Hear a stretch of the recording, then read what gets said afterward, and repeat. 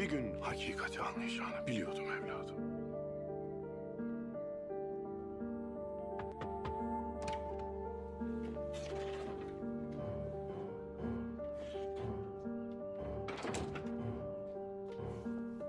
Hünkârım. Gel başı kal ağ taşı gibi dik aslanım.